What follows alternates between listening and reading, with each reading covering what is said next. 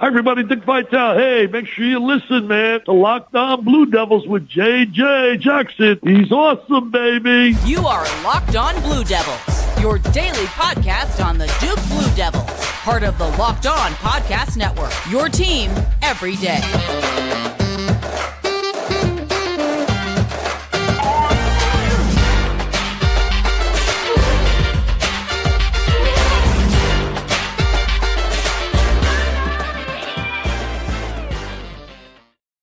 Hello, everybody, and welcome into another episode of the Locked On Blue Devils podcast. My name is JJ Jackson. It's so great to have you here with us on this Monday, June 5th, 2023. Super excited to have another brand new edition here of Locked On Blue Devils. A new month has arrived, which means we're transitioning into the off-season mode here on the Locked On Network. Our college channels now dropping back 3 shows a week. When football fall camp gets going there at the start of August, you know we're going to be back in full swing 5 shows a week. But you got me 3 times a week from here on out, and we've got tons of great content coming your way throughout the summer, including today's show where we're going to be able to have some more fill-in-the-blanks with my good pal Donald Wine II from the Duke Basketball Roundup. Really thrilled to have him back by to discuss a lot of topics in the world of sports. If you haven't done so already, please be sure to follow us on Twitter at LO_Blue Devils.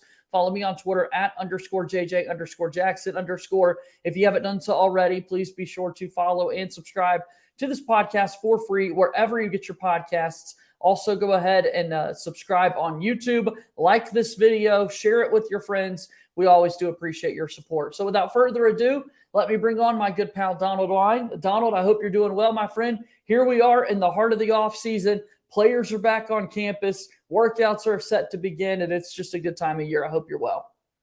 Yeah, well, first of all, JJ, thanks for having me again on the show. It's always great to see you and great to be on with your viewers and listeners. So, yeah, it's been a kind of a busy off season in a way, but not busy. Yeah. And now we're entering the summer where we got guys coming back, and I think this is where the excitement starts to build because we are going to start hopefully soon hearing about some of these off-season workouts and how guys are progressing. All right, well, let's get right to it then. We've got some fill-in-the-blank topics to discuss here today. Of course, these will be posted down in our description for the episode. And as we did last week, I really like the comments from you, the viewer, being able to add to these topics as well. Makes for really good conversation this time of year. So, Donald, without further ado, let's start with the first one. We're going to talk about that senior point guard coming back in Jeremy Roach. And the first topic we've got here, Jeremy Roach's career as a point guard reminds you of blank. And we're kind of looking for another Duke guard to match it up with. Just Jeremy Roach's career reminds you of who, Donald? I think the easy answer is you got to go with Quinn Cook. You know, both DC guys, they weren't asked to do much as freshmen, but they kind of did, and they've steadily improved throughout their careers. And both captains of the team, and now he's going to be a returning captain of the team. And hopefully, I think we all agree, hopefully the similar ends to their careers, and that would, of course, be accomplished by Jeremy Roach lifting the national championship trophy next April in Arizona. I love that. I think Quinn Cook is definitely someone that you could throw in there for sure, because you look at the guards, kind of smaller in stature with what they're able to do out there on the floor. Quinn Cook is definitely somebody that came to mind pretty quickly for me. I'm looking for other names out there as well.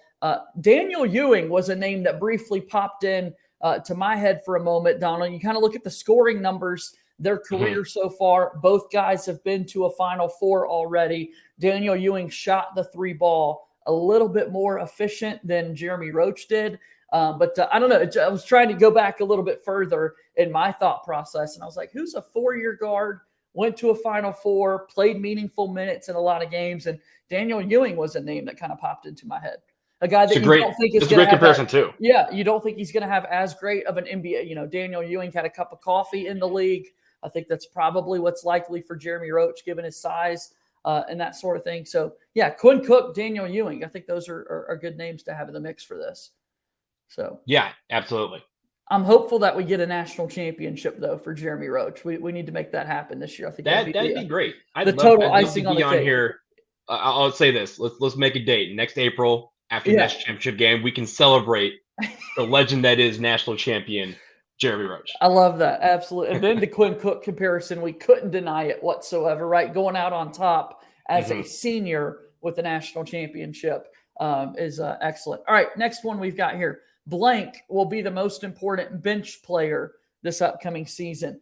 We don't know officially who the starting lineup is going to be, so this is fun to sort of speculate. So who do you think will be the most important bench player this upcoming year? This is a great question, JJ, because I think, like you said, we kind of know who we think is going to start, but we don't actually know who's going to start in some of these positions or get, first off the bench or anything. I think a lot of that has yet to be earned through the summer and through the preseason. I'm going to go with Jared McCain because if he is as elite a shooter as he has proven to be so far in his young career, at least in high school, if he can be prolific from 3-point, and I know we said this last summer with Jaden Shoot, if he can get on the floor and hit a few threes, that was kind of the one thing that we did not do well last year. It was one, we had a few things that we didn't do well, but that was one of the things that was most frustrating. And I think also can change the course of a game very quickly. If we have Jared McCain coming off the bench behind either Proctor or Roach and is just lighting up from beyond the arc, that means that teams will have to guard him. It stretches defense out. And again, when we talk about, I know some of the rotations we're going to have in the front court, being able to stretch guys out and make it where they have to go longer, they have to be more, more defensive minded on the perimeter, opens up a lot of holes for some of these guys to actually go to the basket and do some damage as well. So Jared McCain, I think, is going to be very important. I think he's going to be one of these guys that probably won't start, but get a lot of playing time. His 3-point shooting is going to be the key there.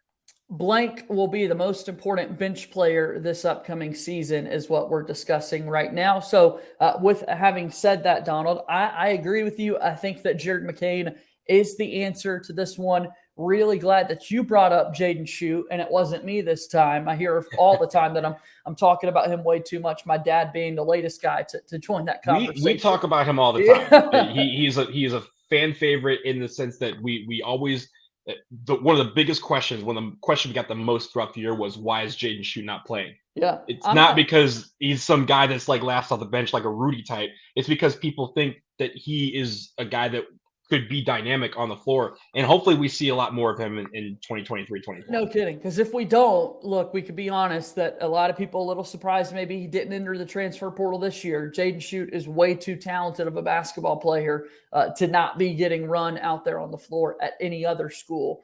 And so, yeah, we'll see what it looks like. But this year alone, Jared McCain, more prolific high school recruit than even Shoot was. And when you talk about that outside shooting ability, I think that's something that the Stoop team is greatly going to need. So I'm glad we're in agreement there that Jared McCain, we believe, will be the most important bench player this upcoming season. And again, disclaimer, for all we know, maybe there's a point in the year where Jared McCain's starting for Duke next basketball season because they do realize, hey, that outside shot is worth giving him the starter level minutes. So a lot of that remains to be seen for sure. All right, we've got a couple of more things to get into, more topics, and we'll do that after our first time out here on today's episode of Locked On Blue Devils. Locked On Blue Devils here today is brought to you by our friends over at Built Bar. Are you looking for a delicious snack but don't want all the sugar and calories? Then you need the best tasting protein bar ever. It's Built, and you got to try this. These bars are healthy and they taste amazing. When you're eating them, you wouldn't think that they're good for you, but they actually are, and here's why. Built Bars only have 130 calories, 4 grams of sugar with a whopping 17 grams of protein. So they're healthy. And the best part, they're covered in 100% real chocolate.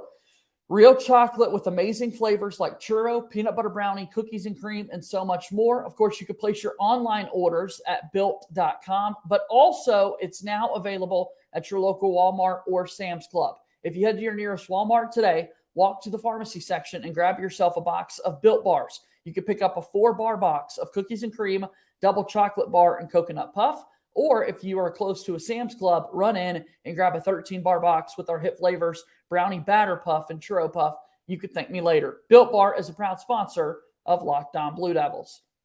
JJ Jackson alongside my pal Donald Wine, the second from the Duke Basketball Roundup. If you will, sir, before we move forward with these fill-in-the-blanks, give us a little promo. What's going on these days with DBR, Duke Basketball Roundup, the podcast you guys have? Well, first of all, thank you for our new name. It's something that I know we're a couple months in, but we're still trying to get used to it. Yeah, we made the move from SB Nation. We're independent now, and and we have been thriving. We've been doing really great in that regard. And the summer is going to be full of, we have the NBA draft coming up. Obviously, we have Derek Lively and Dariq Whitehead that we're going to be paying the most attention to with that. But also the NBA playoffs has been fantastic. Jason Tatum, I know he just wrapped up, but has been he was terrific during the postseason. And I think him being in Game 7, getting hurt in that first play really is the reason why the Miami Heat are in the NBA Finals instead of the Boston Celtics. But I think we're looking forward to the season, seeing what comes out of training camp. And honestly, for me, I'm paying attention to some of the non-revenue sports. I mean, lacrosse, they just unfortunately lost in the national championship game this past Monday. Baseball starts today or this weekend. So we're really excited about that and just kind of paying attention to some of these revenue sports and also football. The guys have reported to campus already. We saw some pictures of them moving in. So I'm really excited to see what comes out of training camp for them as well. Yeah, as we said in the open, full transparency, this is our Monday, June 5th episode of Locked On Blue Devils, but recording it the weekend prior. So best of luck to that Duke baseball team as they're in Coastal Carolina with that Conway NCAA regional. Hopefully they're able to go on a big run, make it to the super regionals like the Duke softball team did here in recent weeks. So let's get back to it. We've got some fill-in-the-blank topics here on today's program. I ask you now, Donald, blank is the player you were looking for the most growth this year. Mark Mitchell. It's a very easy answer for me. Mark Mitchell. Reason why is I think defensively he was excellent last year. He was one of the best defenders in the ACC. Honestly, I thought he could have been ACC Defensive Player of the Year. That's how good he played on the defensive end. Offensively, we saw streaks of him, being athletic, and it's time for him to kind of put it all together. I think this is an unfair comparison, but I think offensively, if he grows, he can be like a Kawhi Leonard. He's not going to he's not going to go like 47% from three, nor are we going to ask him to, right? But he can have that dynamic game that can be inside and outside and make it where people have to be on him at all times again. That'll help stretch the court out. I think the one thing that I'm looking forward to seeing him defensively, if he improves the way I think he can, I think we're looking at a National Defensive Player of the Year candidate. Because, again, he was that electric on defense. His steals, his length, the ability to guard the best defender on the floor without fouling was something that he was dynamic at last year, and I hope that continues. I think he's the one that he has obviously the most room for growth on the offensive end, and on the defensive end, if he can take that to new heights, again, we're looking at a player that nationally people are like, oh man, Mark Mitchell is lining up. We can't be without him.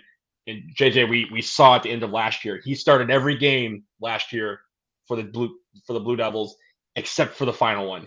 And we were sorely just lacking that defensive intensity and really missed him. And honestly, it made it where people kind of said, oh, maybe he was the most indispensable player on this team last year. It clearly showed in that loss to Tennessee that we severely needed him. So him growing will make this whole team get better. Mark Mitchell has the nickname Easy. I'm excited to see how easy his game looks going into that sophomore season for sure. So blank is the player you are looking for the most growth this season. So I would love for Duke fans, speak to yourself. What's your own agenda out there for Duke basketball? I want to go more into the interior, Donald, when looking at this question.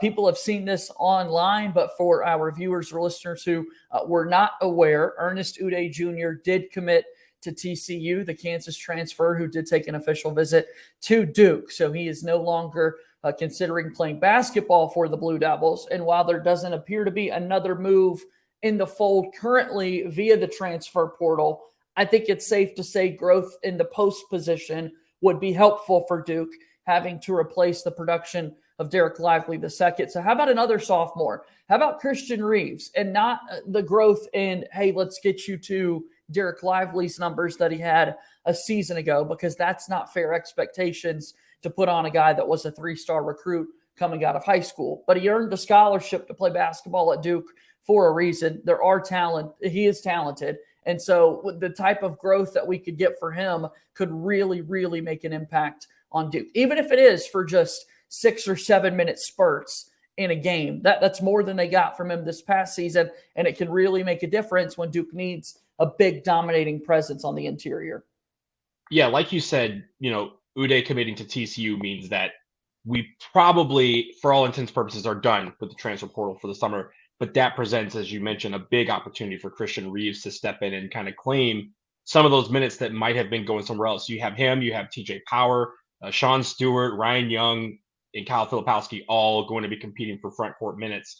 And that's just for the 4 and the 5. We're not even talking about the 3. And I think Christian Reeves has the opportunity to kind of assert himself this summer and say, hey, when it comes to minutes at the 5, don't leave me out in the cold, put me on the floor because I can do a lot. And again, like you said, we're not asking for him to be Derek Lively. That's a very unfair ask, but we're just asking him to be Christian Reeves. And improved Christian Reeves, again, will help this team immensely this year. All right, let's move on to our next one. This is a fun one. Really excited about this next topic that we've got here. So blank is the player that I most wish we saw play a sophomore season for Duke basketball. So any way you want to look at it, a big what if there. And in fact, spoiler alert, we could do a full episode on this topic alone with guys we wish had played a sophomore season for Duke. So any way you want to answer that question, Donald, and a lot of guys to choose from. What are you thinking? Zion Williamson. If we had sophomore Zion Williamson, yeah, let me tell folks how, if a lot of you out there have seen Space Jam, the original, right, the Monstars, that man would have been all 5 Monstars in college as a sophomore. I mean, just think about, he had one of the most dynamic freshman seasons that has ever existed. Yeah. If he was a sophomore, and here's the thing, I think a lot of people don't realize this. Zion Williamson was actually much closer to coming back to Duke for a second year than a lot of people realize. He really genuinely enjoyed college. He just knew that he was going to be the number 1 pick and that there was no reason for him to stay. And honestly, it felt like even Coach K was like, dude, stop being an idiot. Right. Hard to say no. You enjoy college. Go play, have fun. But yeah, if he came back for a sophomore year, and in that year too, I mean, 2019, 2020, where we, kind of came on right before COVID, I think the only thing in hindsight, looking back at that year is, I don't think we would have seen Zion go all the way because we ended up with COVID. But I think Zion Williamson, if he was a sophomore, would break every record that ever existed as a sophomore. As he would be one of those guys where, National Player of the Year, they'd be like, why are we even voting? Just give him the thing. So yeah, that's the one. I think there's a lot, like you said, you could spend all day on this. It was a very fun question, but I just had to go back to how much fun I had watching him play, and just give me one more year of that. Yeah. Zion is known for the dunk, and you went with the slam dunk answer. So it's hard to argue with you on that one, because I think Zion is the play. Just trying to imagine, goodness gracious, the highlights, wearing a Duke jersey for another season, getting more opportunities to play in the Duke and Carolina rivalry. We'll get to that here in just a moment. I feel like that would be spectacular. The topic that I want to dive in the summer, and I'll have to have you back for that as well, looking at this question with folks pondering sophomores that we did not see. What about the players out there that left after 1 year that didn't end up getting drafted, that really might truthfully regret their decision to have left a year too soon? Of those guys, who would that player be that you wouldn't want to come back for another year? So we're gonna have to save that one. Yeah, there's a few answers we could do that, and could spend a lot of time on discussing some of them. Because in some ways, the guys at the top of the draft, that's easy. We all want to see Zion come back for another year. But whether it be DJ Stewart in recent memories, Trey Duval, I mean, there are so many guys that it's let's see those guys. Or even the guys that were in the second round, right? Like a Trevor Keels, who, may not, of course it's early, but they were expecting maybe to be a first round pick and ended up slipping because of the fact they left a little too quickly. So yeah, there's a lot of ways you could take that question, JJ, and that'd be a great. I'd look forward to that episode. So Frank Jackson, Vernon Carey Jr., a couple of guys recently that we just did not get that sophomore season for, that I'd love to see what it would have looked like. So all right, let's get set to move forward. We've got one more break here on the program, and then we'll have a couple of more fill in the blank topics right after this. Thank you so much for making Locked On Blue Devils your first listen or first watch each and every day. Your support means the absolute world to me personally and to the Locked On Network as well. Seeing a lot of great comments on each and every video. The 5-star ratings and written reviews on Apple Podcasts have been really nice to kind of read through. So thank you for taking the time to do that. And again, your support just means everything to us here at Locked On Blue Devils. When you're done with this, please make sure you go check out Locked On College Basketball. I mentioned that we're shifting into the offseason mode here within the network, but Isaac Shade and Andy Patton are still each and every week going to keep you up to speed on everything that you need to know about the sport of college hoops. The transfer portal is buzzing this time of year now that a couple of players decided, you know what, I'm not going to go through the draft process. I'm coming back to college, but at a different place. They've got all of those latest news, notes, and headlines at Locked On College Basketball. It is available wherever you get your podcasts. JJ Jackson alongside Donald Wine II from the Duke Basketball Roundup. We've got a few more fill-in-the-blank topics to tackle here. And Donald, we saw this past weekend K Academy come and go on the campus of Duke University, our favorite time of year to be able to see all these former players interacting with the current players. Incoming freshmen are in the mix. And here we are. It was K Academy 20 years of K Academy taking place. And the concept is just brilliant. I love the concept of this. And for a program like Duke, it makes sense that you've got a really cool opportunity like this each and every year.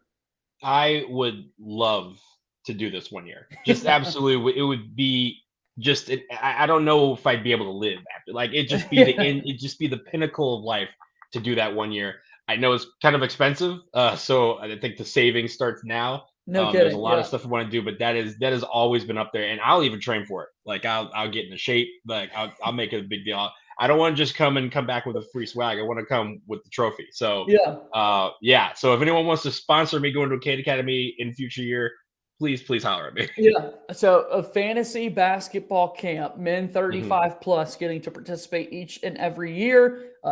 As you said, it does cost a chunk of change, but we've got these former players that come back, and we see these incredible coaching rivalries almost that develop amongst former players who take so much pride in coaching these, not basketball players, but dreamers, we'll call them, and trying to make it work. So 20 years of K Academy, thinking about coaching rivalries, it kind of got me thinking about Coach K and Roy Williams and the 20-year rivalry run that they had after Roy Williams took over that North Carolina program. So with that in mind, Donald, I ask you this. The Coach K and Roy Williams rivalry was blank. There's probably better adjectives out there to describe it, but legendary is the first thing I can come up with. And JJ, I was in school. It was my senior year, the first time Roy Williams came to Cameron. It was my final game in Cameron as a student. Wow. And I still remember someone putting the sandal, the slippers on his chair during warmups with a sign saying, "You're not in Kansas anymore," because he'd just come from there. And just, I feel like incredible. Every one of those games, right? It did not matter who. Like, there was obviously the years that UNC had some lean years. We'll call it that. But even with those, you walked into that game knowing it was the game of the year. You could have had number 1 versus 2 every day, but Duke versus UNC, Coach K and Roy Williams, those teams that they had always stepped on the floor, was always a battle, was always memorable. It was always left with, you're talking about it for weeks on end afterwards. The bragging rights were still there, and of course that still exists, and that will never go away. But it was almost an honor. Like, that's probably the best way. It was an honor to watch so many of those games. Some of them in person, some of them, just being around or just watching them on TV, going to games, and it really was the pinnacle of college basketball every single year. It was reflected in the ratings. It was the one game that even neutrals who hated both teams were like, "Yo, that game last night, pretty spectacular." And a lot of it was just both of them with the legendary resumes. It made for just an absolute epic 2 decades of basketball. And just larger than life characters, right? We've watched a lot of college basketball in our lifetimes, and so many times you think about great rivalries and the coaches are the last thing that you think of. But that was just not the case in the last 2 decades plus that we saw of Mike Krzyzewski and Roy Williams going at it. Like, tip of the cap to Roy Williams and what he was able to do his ability to develop players, post players in particular throughout their career was sensational. And each coach's mannerisms that we loved, Roy taking the glasses off and throwing them on the scores table, Coach K getting up and down, getting fiery slap. I mean, just so many iconic moments from them in particular within the rivalry itself. When again, so many people often think about the players or the schools incorporated with it, and these two men themselves found a way to sort of elevate them into being such a big storyline outside of the schools that they represented. And, Roy, I'll give him credit on this. He always had someone on their team that I absolutely hated, that I absolutely was like, I cannot stand this dude when he's on the floor. And somehow he was able to go out and get these guys every single year. Now, as a team, I will always hate UNC. This is part of being a Duke Blue Devil. But I think there's always there's all these, hatred out of respect is what, has always been used to describe this rivalry, right? The biggest rivalry in college sports. And I think when it comes to his teams, there was always someone on there like, yay, I respect UNC.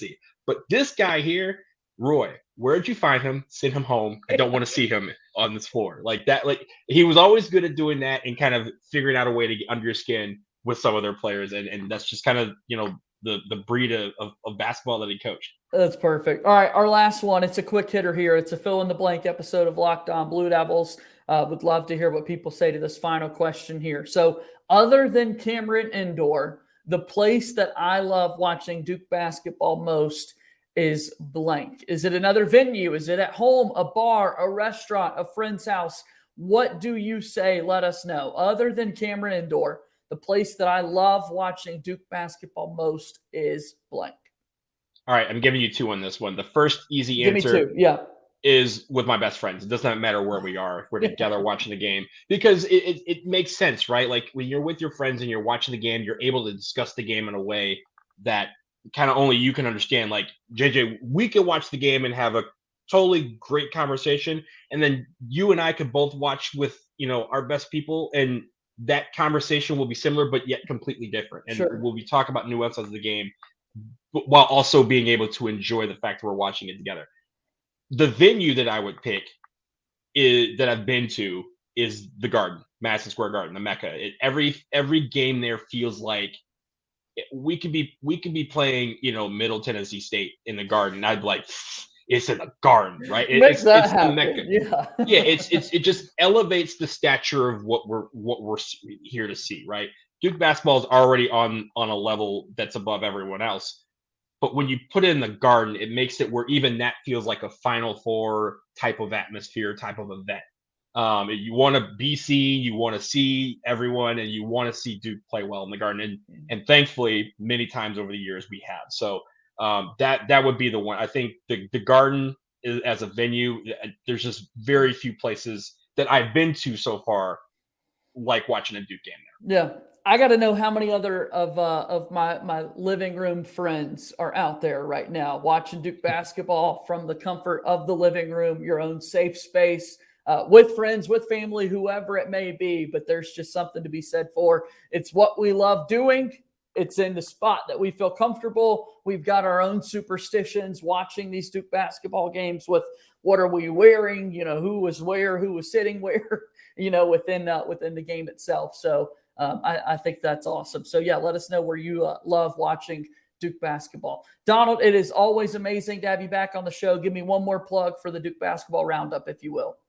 Yeah, so follow us on Twitter at Duke Roundup, and also you can find us just like you can this show wherever you get your podcast. But yes, Duke basketball roundup. We're in the summertime, but we're doing some cool stuff.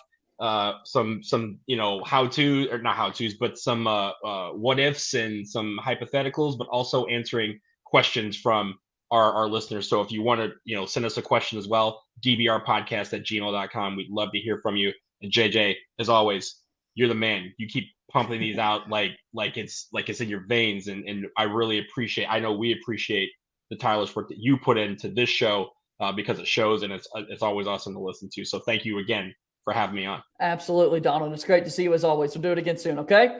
Yes, sir. All right. That's my pal Donald Wine II joining us here on the program today. And that's going to do it for another episode of Locked On Blue Devils. Hope you enjoyed those fill in the blanks. We've got more coming your way throughout the summer. In the YouTube comments down below, or send us your thoughts on Twitter at @LO_Blue Devils. How would you answer those questions? Fill in those blanks for us. That's going to do it for today's show. As always, go Duke. I'll talk to you soon. My name is JJ Jackson. Thank you and good day.